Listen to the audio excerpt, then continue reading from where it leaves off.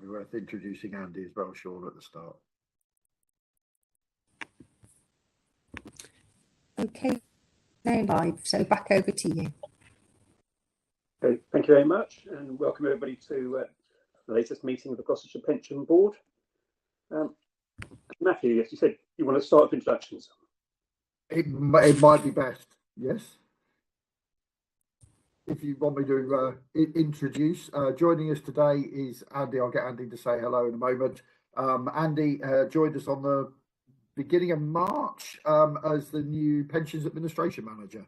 So you will be hopefully seeing a lot more of Andy over in the forthcoming future. So Andy, if you just want to introduce yourself quickly.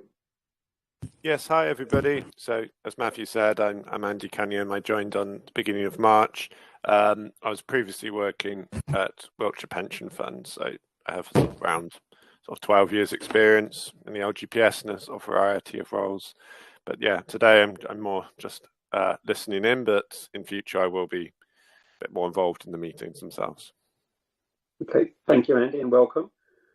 I am Sean Collins. I am Head of Pensions at Oxfordshire, and Matthew and I chair each other's boards.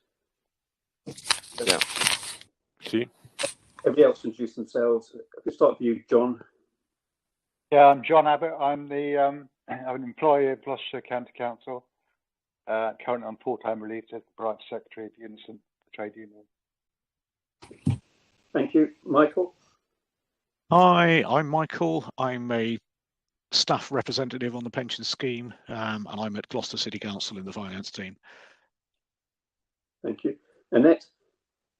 Hi, Annette Benson, an employer representative, and I'm financial controller at University of Gloucestershire. And Andy, I think you should say hello as well. I'm Andy Griffiths. I'm Democratic Services, so I'm clerk to the Pension Board and the Pension Committee. I haven't missed anybody else. That's all I can see on my screen. We're missing people today, so apologies. We've got any apologies for today? Yeah, we have apologies from Councillor Stephen Hurst for today. Thank you. Next item then. I'm assuming, are there any declarations of interest that people need to make that haven't been made previously? No, none. So minutes of the previous meeting. Are there any matters of accuracy that people want to report back? No. For me, they look fine. Yeah. And are there any matters arising that aren't elsewhere on the minutes? Happy to accept. Nope, happy to accept them. Yep. Okay. Thank you. We've then got draft minutes of the pension committee, which are for us to note. Was there anything in particular that people wanted to question at this point? I think again, a lot of the papers will be on our agenda later on.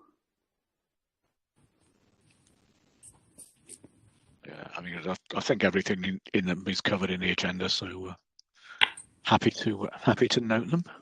In that case, we'll move on to the first substantive item, which, Matthew, is the quarterly report. Thank you, Sean. And I think it starts on page 11 of your packs, which is the usual quarterly update. So this is the retrospective look. I know where we are in April now, for the period up to the 31st of December. So this is the report that was taken to committee that retrospectively looks back at the activities that have taken place during that previous quarter and other aspects of it. Trying to make some subtle changes to the report and how this will actually evolve moving forward. So what we've actually started to do is split this report down into 3 specific areas: focused on funding, focused on investments, and then the governance and operations. What you may also see is that also is consistent with the 3 areas covered within the risk register as well. So what we're trying to do is bring those 3 areas together within the reporting that we will do ongoing in the future. And it might well be that what we are looking to do is maybe even build the risk register into each one of those component parts rather than having it as a standalone item. So we start with the risks and then we work our way back through on that side. So the report is obviously split into those three areas. And what I'll do is, if it's okay with you, Sean, in chair, is actually go through those three bits, stop at the end of each of those, and then take questions rather than go through the whole thing up on that side. So if we obviously look at where we were as a fund at the end of December, funding is still positive and in surplus. That level has actually improved since the valuation. What we will do is obviously talk a little bit more in detail at the later agenda items with regard to where we are with the valuation. It is based on that basis. We are urging caution at this moment in time with the change in that valuation level up to about 143% as a funding. A lot of that's been just driven by the change in the valuation of the liabilities. With the increase in the gilt yields, as we've seen recently, that has actually then lowered that liability on past service. But that's, I think, what we also need to respect is that past service moving forward, and we'll talk about that a little bit later on the valuation. Obviously, we are an open scheme and things that are actually moving through a little bit further up on that side. It is going to be more detailed conversation on funding at agenda item 8, but I'll stop there. And is there any questions on funding from any?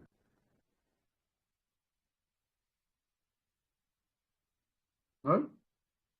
Doesn't look like it. Okay, so we'll move on to investment then, onto the next stage of the report, into investment. So again, looking at it, it was another positive quarter, just slightly ahead of its benchmark. You may recall that the committee, what we had also wanted was the benchmark to be reset to actually reflect the strategic asset allocation. So that has now been done to reflect the current strategic asset allocation. There's normally a lag when we do that, because when you change your strategic allocation, you don't move your assets on that particular day. So you want to try and track as close as possible what the actual reality of your strategic asset allocation is. That has actually now been changed and reflective, and it's now more a realistic measure of actually where the whole fund is at this point. We're looking at a 3-year return at 3.7%, so slightly below its benchmark by 0.1%, moving forward up on that side. In terms of the strategic asset allocation, it reflects the new strategic asset allocation agreed by committee. We are in a slightly overweight position in some of those equities, and we'll cover a little bit more about what's going on and how we are remedying that, and the steps that have been taken a little bit later up on that side of things.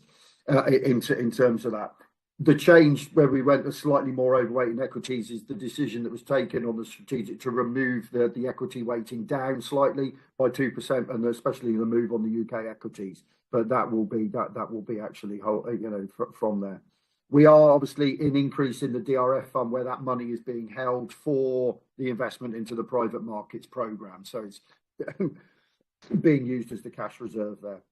The strategic asset allocation is on page 21 in detail. And then what we do have is the full Brunel report, the performance report moving forward, which obviously gives more granular detail on the investment side. But that covers that point. So I'll stop there and see if there's any questions around investments at this point.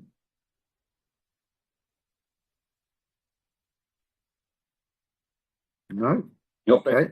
Matthew. Good. We're on a roll. Now this one, I'm sure we will spend a bit more time on. So looking then at the third of those particular areas, into governance and operations. So that starts on page 13 of your packs there. So the first one, consultations update. It seems a little while ago since I wrote that.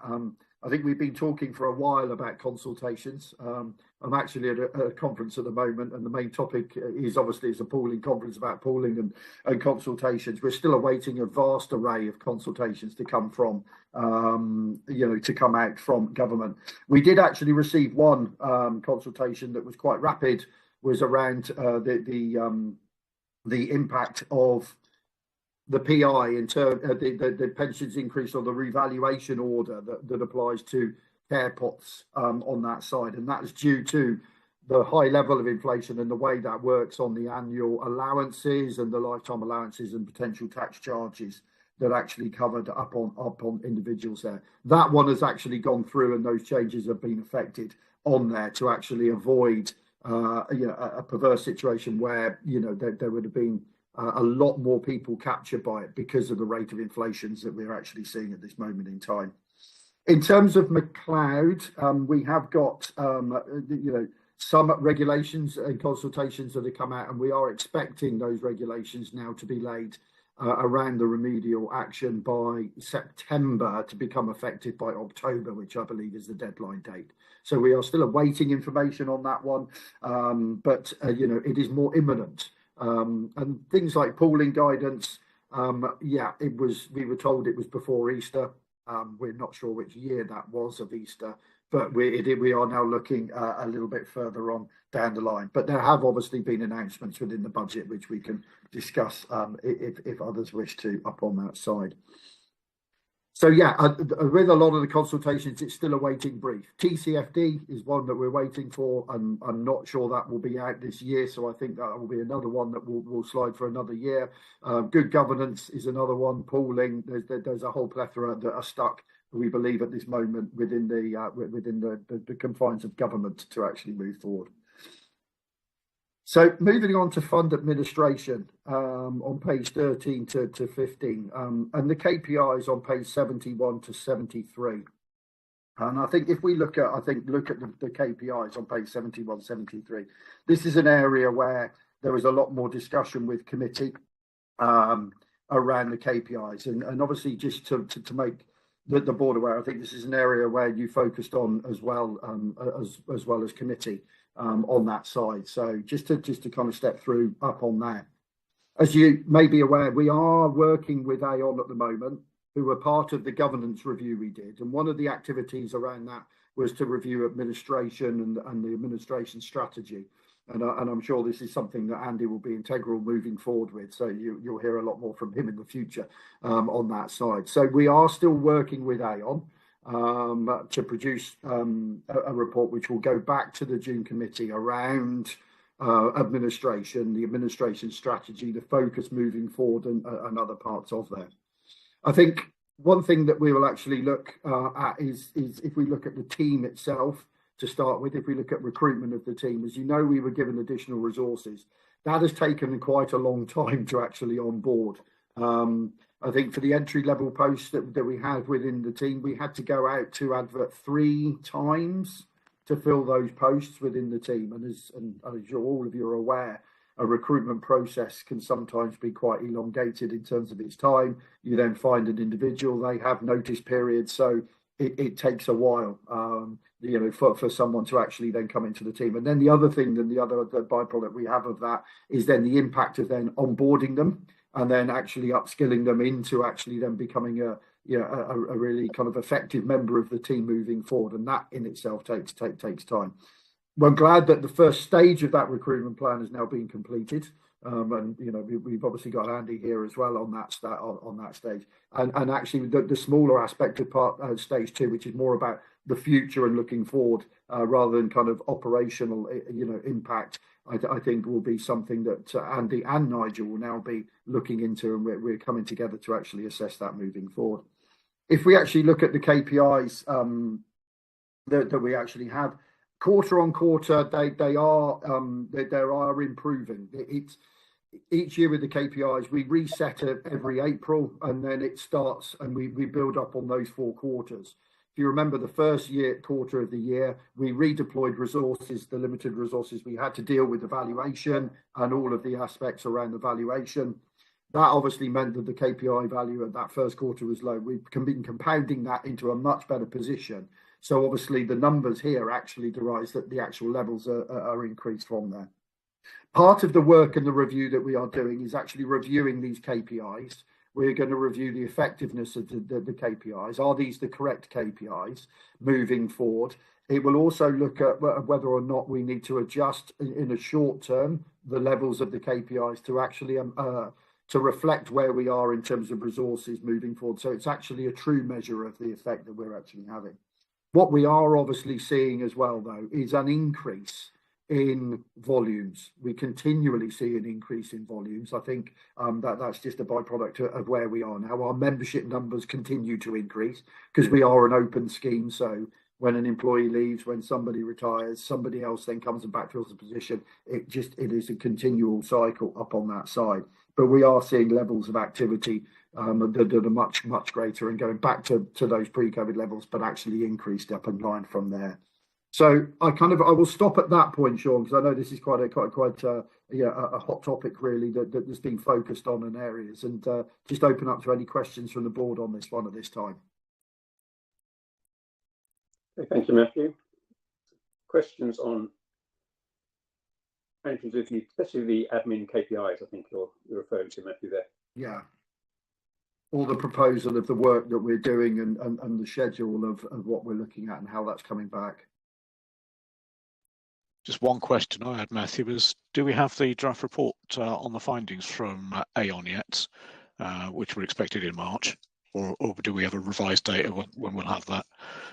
Yeah. So the draft report dropped into my inbox yesterday, I believe. So I've not yet actually read it from Aon. They took an extra a few weeks to actually deliver that to us. So we will now, myself and Andy will be digesting that and responding back.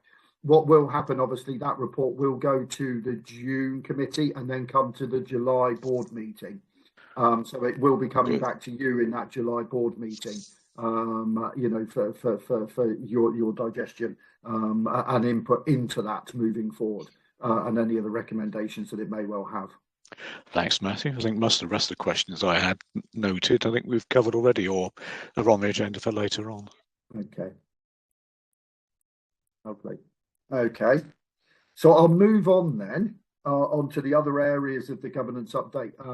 In terms of just to move through, so the business plan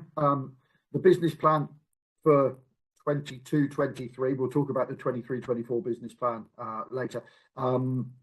Operating mainly to target in what was set from the business plan last year. The only real area that wasn't was audit, and I'm sure most of you will be aware of the issues around audit. That was outside of our control. The pension fund audit was actually completed and done, but obviously as it forms part of the council's accounts, we have to wait for that to be signed off.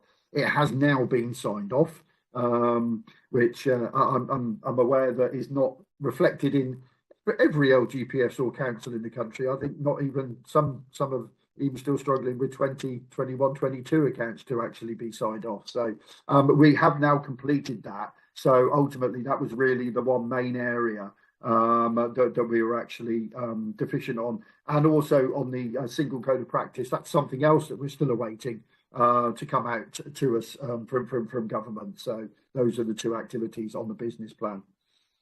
In terms of the governance review, again, we're coming towards the end, thankfully, of the work around the governance review and the governance work plan. There's one or two areas that are linking through on there. I think mainly to tie the administration strategy one that was actually moving through. The cyber aspect of it, we are going to be linking that part of that work to the review and the core projects within the business plan, which is the review of the pensions administration system and the recontract.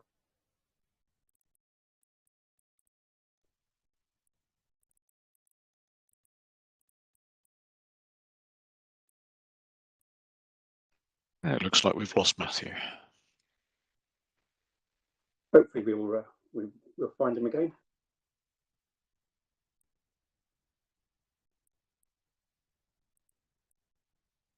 Otherwise, you could be in at the deep end, Andy.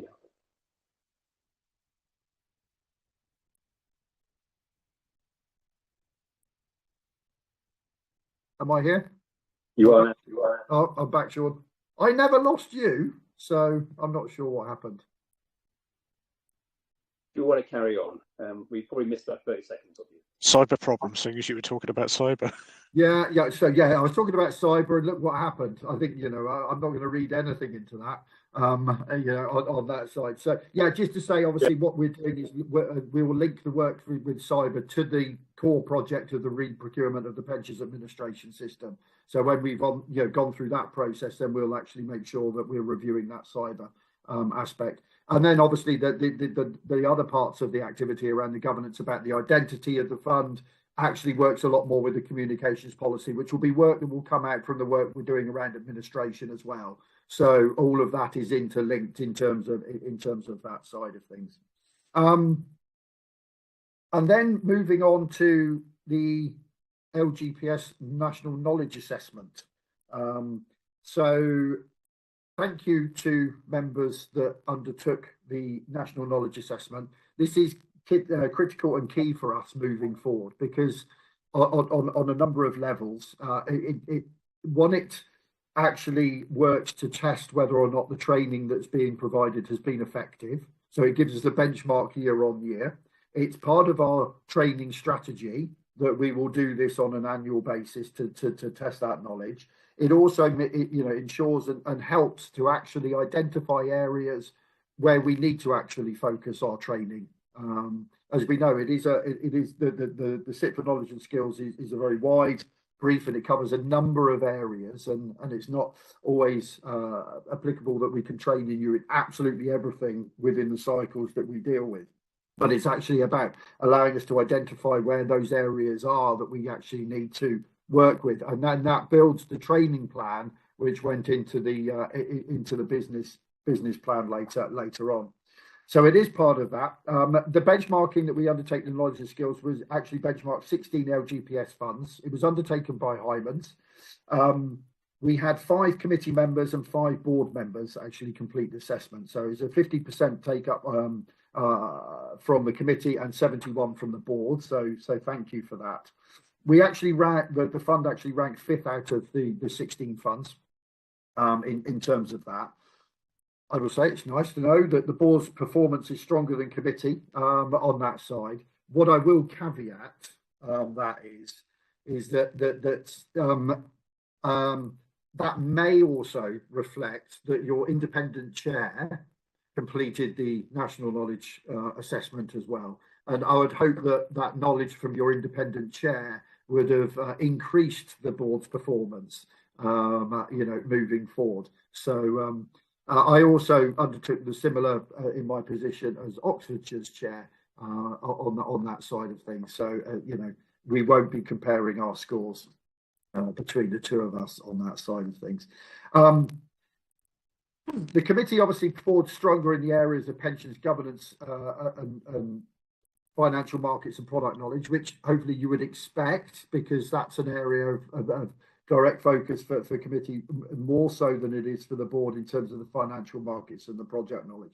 What it did do was highlight an area for both groups around accounting and audit standards. So that might well be one of the first areas of focus moving forward for that, and that will be developed into the training plan and maybe aligned to the next part of the process where we're actually going through the audit plan up on there. So the full outputs for the knowledge assessment is Appendix 8 on pages 87 to 102. And I'll stop there, Sean, and see if there's any questions or observations from members of the board. Does anybody have any questions? None from me at this point, no. I have one, Matthew. The 50% completion rate by the committee. Are you taking any steps to ensure the other 50% either undertake the survey or complete the assessment going forward? I think in Oxfordshire, we had 100% take up in both the committee and the board. And we have mandated the assessment because knowledge and skills is so important. And if they don't actually complete the assessment, how do you know your committee has got the relevant knowledge and skills? Yeah. Yeah, no, thank you, Sean. And it's and it's a correct and a right observation on that. In terms of what we are doing now for this particular knowledge and skills, we are not going back and relooking. We have the results from where we are from this. I think what we did highlight is the need for that engagement when we actually repeat this exercise in 12 months' time, and to actually ensure that actually knowledge an area goes up. I think that the one area with committee, obviously, just to reflect as well, is that the difference between the knowledge and skills requirements of the committee and the board as well. So obviously, as board members, the way that you are assessed in terms of knowledge and skills is as an individual, whereas the committee, it is done as a collective. So, there is then the strength and the power of the pensions committee around that knowledge and skills, rather than it being actually an individual capacity. But to answer your question, Sean, we're not now reopening or revisiting the knowledge and skills assessment that we did this year, but we will be hopefully engaging, and it was noted that the engagement needs to actually be stronger next year in terms of when we repeat the exercise next year. And I would be concerned if we didn't get a higher uptake from committee and board, because we may have some more members moving forward to get to that 100% aspiration. It is not something that has been mandated as part of the role and responsibility of the board or the committee at this point within the terms of reference. Is it something that you've considered, though, in terms of mandating it? Not yet. I think that will be a discussion to be had if we have a similar uptake in 12 months' time. I would hope that we would use other means of engagement and training and advice to both committee and board to ensure and encourage them to actually complete the knowledge and skills assessment and the importance of completing it for us in 12 months' time. Okay, thank you. So other members, I'll be happy if the board wanted to make a comment back to committee to encourage them at the next juncture to ensure the importance of knowledge and skills and the importance of actually completing the knowledge, the knowledge assessment. I think I'd be in support of mandating it. I think 50% you are on that cusp of the knowledge. Wouldn't want it to go any lower than that.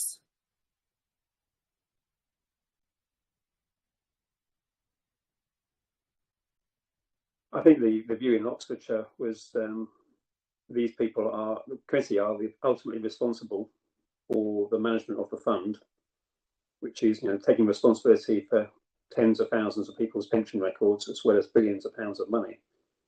And for them not to engage in skills and knowledge, we thought was a risk. So I think that's why we moved to mandate it. Less concerned about the board, because obviously the board has got a statutory duty anyhow.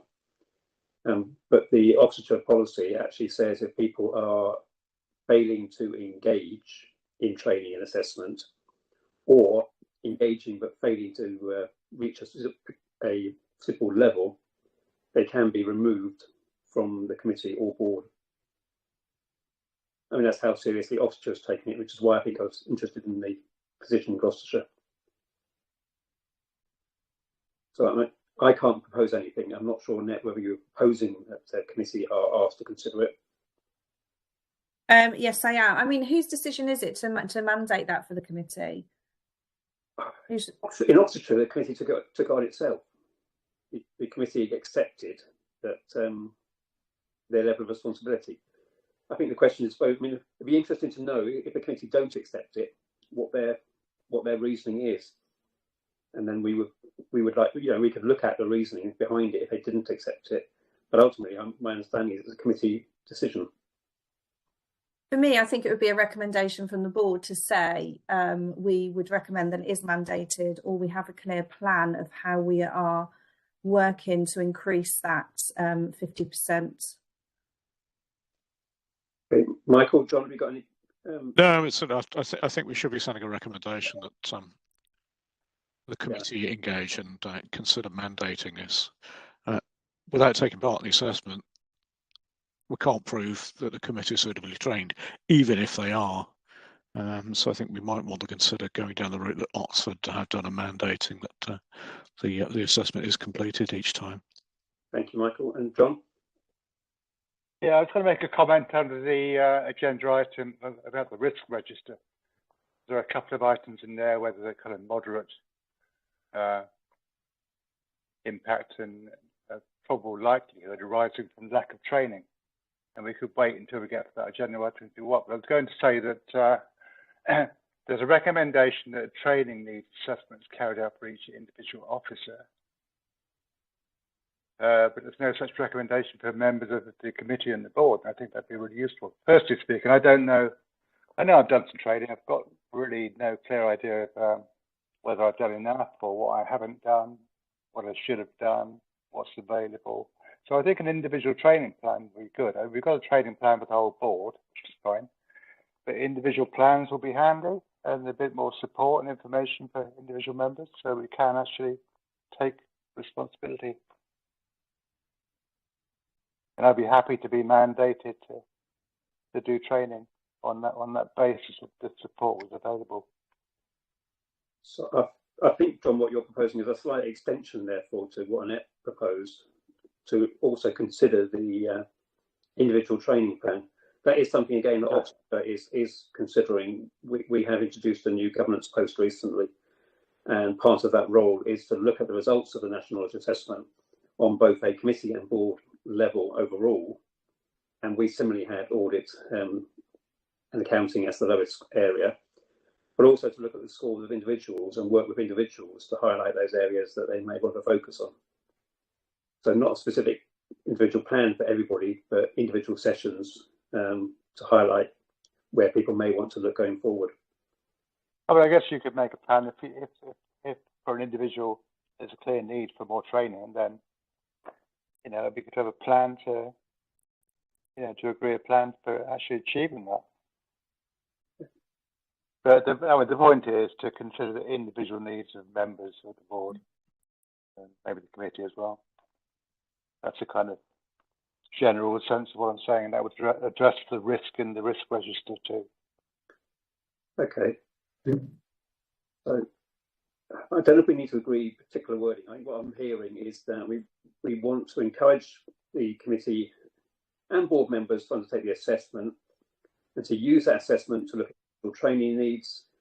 And part of our reasoning behind that is the risks identified in the risk register to where there's a lack of skills and knowledge or lack of training.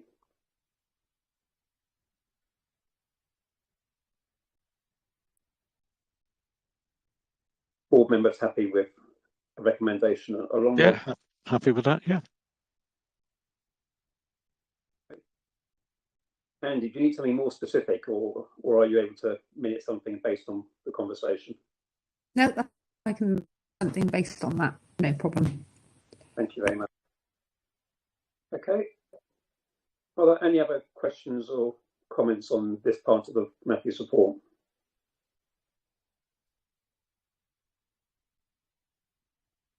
No? No, not for me. Happy to move on then, Matthew.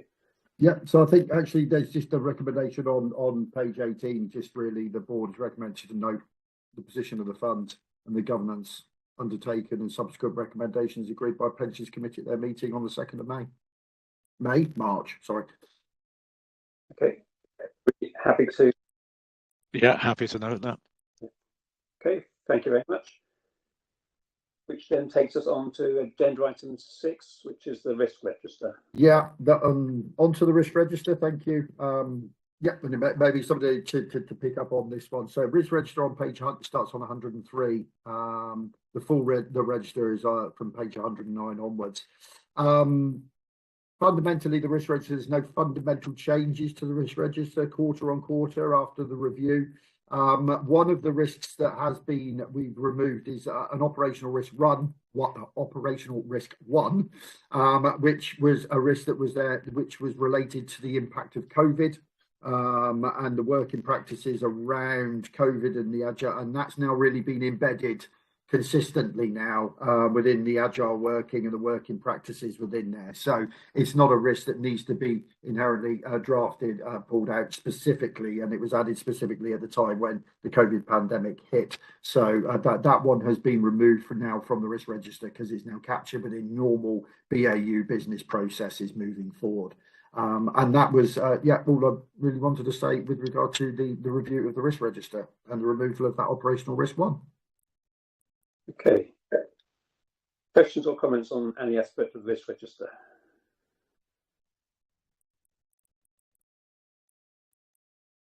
I am happy to know that. Thank you. John and Annette, you happy to move on? Yeah. Okay, I think then we're happy to note the risk register, Matthew. Okay, thank you. Okay, so we can move on to items. Hold on. So, moving on to agenda item 7, the business plan for 2023-2024. Starts on pages 115 of your pack. So, start with is looking at the outturn for 22-23. Obviously, you know, ongoing, both yourselves and committee review the business plan quarterly as part of that agenda item 1 business pack, so we can actually track the schedule of activities that are put down within that business plan. The outturn for 22-23, as I said earlier on, ultimately operated to target on all those activities. The only areas that weren't was the audit that was slightly delayed, we've talked about, and the TPR single code of practice in there. In terms of the 4 core projects that were identified, one of those core projects, evaluation, has been completed and was completed on schedule on that side. The remaining three core projects are now moving across and actually will carry on as core projects into the 2023-24 business plan, and maybe even beyond that one, you know, in the longer term. In terms of budget, there was a forecast of a small overspend of 116 K in terms of that. The majority of that is driven over the overspend on investment fees, which are outside of our control. Obviously, in some ways, you know, we pay a basis point investment fee when your assets under management increase. Obviously, those costs actually increase, and there were some performance fees in relation to one of the private debt, and again, that actually reflects outperformance. So in some ways, paying a performance fee is actually, in those particular areas, is in private markets, is good, because it actually shows you that you've met the expectations or exceeded the expectations you had for that investment when that was actually made. Moving forward, we do monitor, obviously, portfolios that were created within the cost, which have made sure that we actually are getting that value for money on those fees. But the budget was obviously offset by an underspend in terms of staffing, which moves back to the resourcing and the recruitment that we've actually had, and the issues about obviously bringing people on board during that particular time. So that really kind of covers the outturn for 2022-2023. So looking at the business plan for 23-24, it's been developed on the same basis as the previous year. It is published, and it will be published on the fund's website.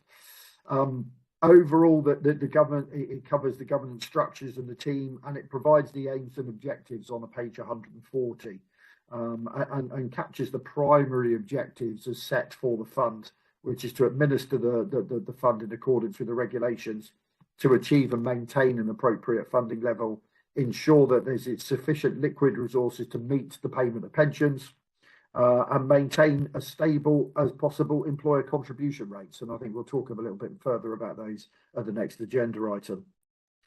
What it does highlight is all the policies now in place that operate the fund on page 126 within the business plan. It covers all of that. So we're now capturing all of those, so you can see all of the policies when they were last approved and when they are due for review, to ensure that we're appropriately governing the fund up on that side. We talked just moments before about the training plan that's been developed at the National Knowledge and Skills Assessment, and that's on page 133. And what we will be doing is obviously delivering that training plan, in accordance with that, working on the basis of that knowledge and skills assessment, and hopefully at the same time as those topics are actually relevant in terms of the committee cycle. So the accounting and audit standards for the next meeting will more likely coincide with the audit plan, and that we will actually be moving forward from that.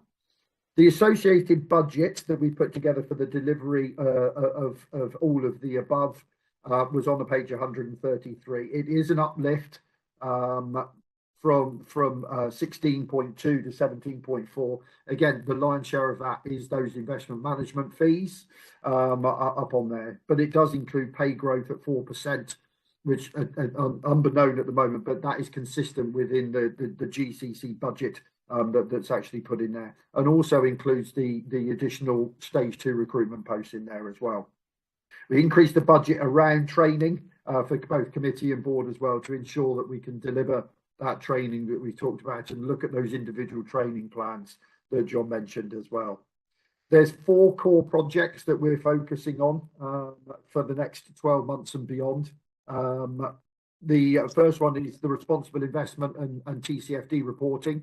So we're working on a responsible investment policy for the fund, and obviously TCFD. It's a disappointment that we might not have the regulations around TCFD and the requirements, but I think we pretty much know what that will look like in the future, and we will be striving to actually report in a consistent way for TCFD, even regardless of whether or not regulation is actually in place. So there's an aspiration that we will be trying to move our reporting in line with the requirements of TCFD, even though it may not actually be something that is compulsory at that point.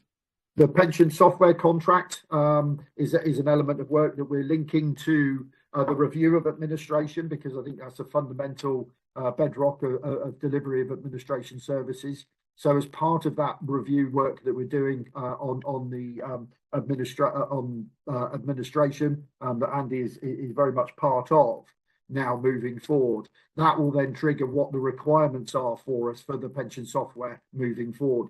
We anticipate going through procurement towards the end of this year, but what that is meaning is that we will be looking to roll and extend the current contract by 12 months to allow that review to happen. It will also mean that we can incorporate McLeod and the McLeod remedy into that part of the process as well.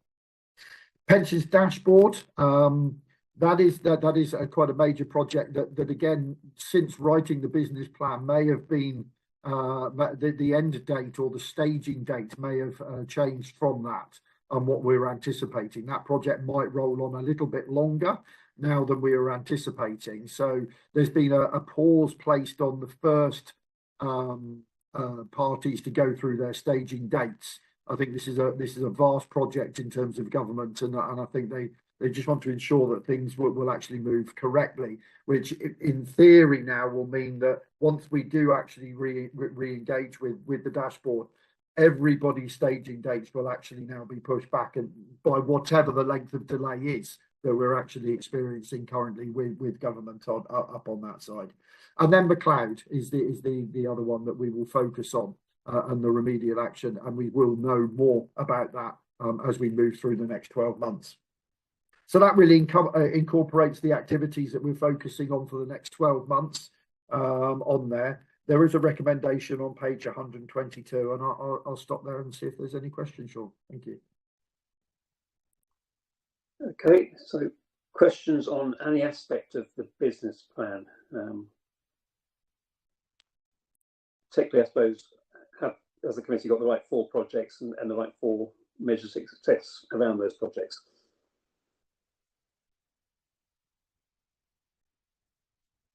Or are people happy with the business plan that's been put together by the committee and happy to, I don't know the word now, was it to note it or to Support it. Yeah, happy to note it with a proviso that it's possible that additional resources are going to be needed to deal with McLeod when McLeod finally gets rubber stamped.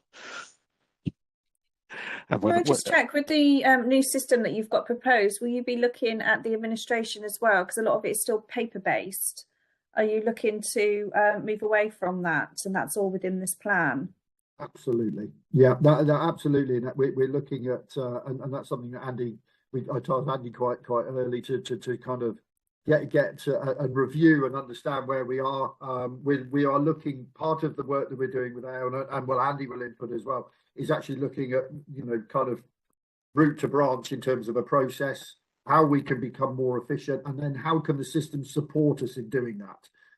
So as we're all aware, systems aren't the be all and end all to the answer, but they're a tool that we can utilize to make sure that we're as efficient as possible, that we're actually working in the most efficient way, that we're actually moving more to an electronic environment than a paper environment where appropriate, and how we can engage better as well. So that will be part of this process, as well as about that engagement and that outreach as well with all of our key stakeholders, and how best to interact on that side. So okay, so when you go to tender, that will be one of the criteria, I'm assuming, within that software.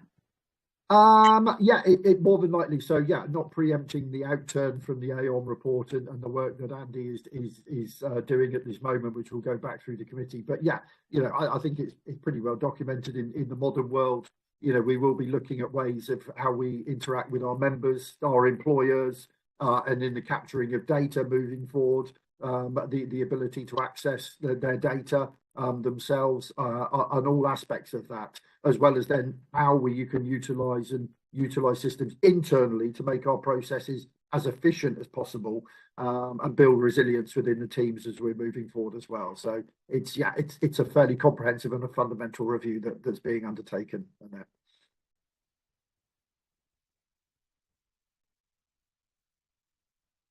That sounds good and comprehensive, Matthew. Just in terms of timescales, Matthew, if the committee, when will the specification be finalised? Just the point that Annette's made. If it's not included in the specification, it's a time for the committee to, or do we committee need to be making a comment now? So the board needs to be making a comment now to make sure the committee do pick that up. Yeah, the time frame is, in theory, is that obviously the report that will detail what the requirements are will go in, potentially will drop out from the report that's going into June, and things from there. We will then be scoping out the requirements that we'll go out to tender for by September, October.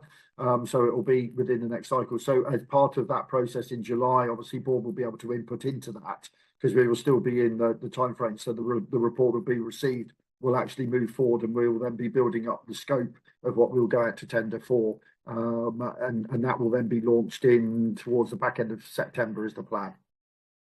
So we can review this in July, and if as a board we're unhappy with the targets around improving electronic communications or automation of the processes, we can feed that in at that point. Yeah. Okay, thank you. Any other comments or questions on the on this?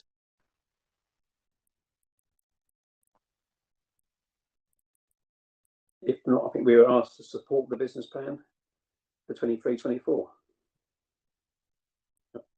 People happy? Yep. Happy to support it. Support it, yeah. Okay, thank you. Thank you. And Matthew, that then takes us to agenda item 8, which is the valuation report and funding strategy. Yeah, thank you, Sean. Yeah, agenda item 8, the evaluation report and funding strategy statement. So I'll take them in two parts on that. Obviously, my covering report starts on page 141 for you, and the two main results. So the valuation process, as you know, takes longer than 12 months. It's a build-up period to it. Happens every 3 years. So we're only 2 years away from, or 18 months away from restarting the next one. So they come around quite quickly, even though it's a triennial valuation in terms of the process. The two main results of the valuation are to reset employer or set employer contribution rates for the next 3 years from April 2023 through to March 2026, and also to provide a snapshot of the funding level of the fund as at the 31st of March 2022. So it's kind of a health check that takes place at that point. Obviously, we've gone through that process this year. We've had a lot of interaction with the employers, through this process. In a different way than has happened in previous valuations. I think the advent of online communications and WebEx and Teams have made that interaction with employers much easier than trying to hold individual meetings in one location. So we've been able to interact a lot more through that process. The key results from the valuation is that the funding level has improved since 2019 from 102% to 110% as at the 31st of March 2022. So the fund itself is in a healthy position as at that point. But obviously that is looking at the liabilities that we already have. Looking at the future, then what is then reset from there is a primary contribution rate, which is a reflection of the cost of potentially future pensions that will be earned, and then the secondary contribution, which is an adjustment to that primary rate of future costs that is either reflective of investment good performance or the financial position of each individual employer. Now, obviously, what we're talking about there is whole fund level within our 200 employers. They will be at different points of that. Not everyone will be at 110%. We will have some much greater than that, and we will have some that will be a lot less than that. So their contribution rates will be reflecting that. In terms of one of the outputs, if we look at the future cost of pension benefits, that primary contribution rate, that is increasing on average from 20.9 to 21.8% of pay. The cost of future pension benefits is seen that it is going to cost that little bit more because there is a compression or an expectation of lower investment returns over the longer term within the environment that we set. So it's actually going to, that cost is going to go up. Then those secondary contribution rates, that rate is adjusted for each of those individual employers to reflect their individual positions away from that primary rate. So the rates, so the main purpose obviously of the valuation report, which is contained there, is the rates and adjustment certificate, which identifies all the 200 employers and their own individual contribution rates for the next 3 years. And that is on the pages 175 to 188. So as part of that process, what we have done is engage with all of the employers back in September, October last year with draft outcomes. We've had dialogue with a number of employers over the contribution rates. We then have obviously gone through that process with the actuary, and the actuary has now certified those rates that are applicable, and that has now been circulated to all of the employers to actually implement from March 2023 going forward. As part of that process, the main critical key document in terms of setting the approach that we take with all of the employers is the funding strategy statement. The funding strategy statement was drafted and taken to committee and board in September, October. It was consulted on with all of the employers. We received no responses to that consultation from the employers on that side. So we're assuming they were all comfortable with the approach that was being taken and the parameters that were being set within that funding strategy statement. And that funding strategy statement that was then taken back to committee and was approved in their meeting on the 2nd of March to be adopted moving forward and the basis of the valuation moving forward. That also contained a number of appendices in terms of their around prepayment of contributions, contribution reviews and cessations as well. And all of those policies were also subsequently approved alongside the funding strategy statement. So that really kind of brought to a closure the actuarial valuation for 2022. And I'll stop there, Sean, if there's any questions. Okay, questions on the valuation or on the funding strategy statement? Otherwise, we're being asked to acknowledge the report of evaluation and note the funding strategy statement and the associated policies. Yep, happy to do that. Yep, noted. Okay, thank you all. Right. I think now I need to read the wording at agenda item 9. If you could please, and then just stop when you've done that, if you're all in agreement, and then I'll stop the recording.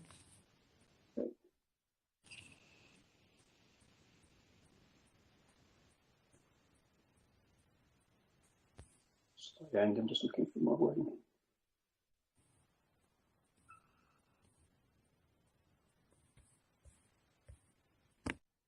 In accordance with section 100A(4) of the Local Government Act 1972, the public be excluded from the meeting for the following agenda items, because it is likely that if members of the public were present, there would be disclosure to them of exempt information as defined in paragraph 3 of part 1 of schedule 12A to the Act, and the public interest in withholding the information outweighs the public interest in discussing the information, in disclosing the information to the public. Are people therefore happy to go into exempt session? Yep, happy. Yep. Well, great. Okay, you can just pause there a second, please, and I will stop the recording. Thank you.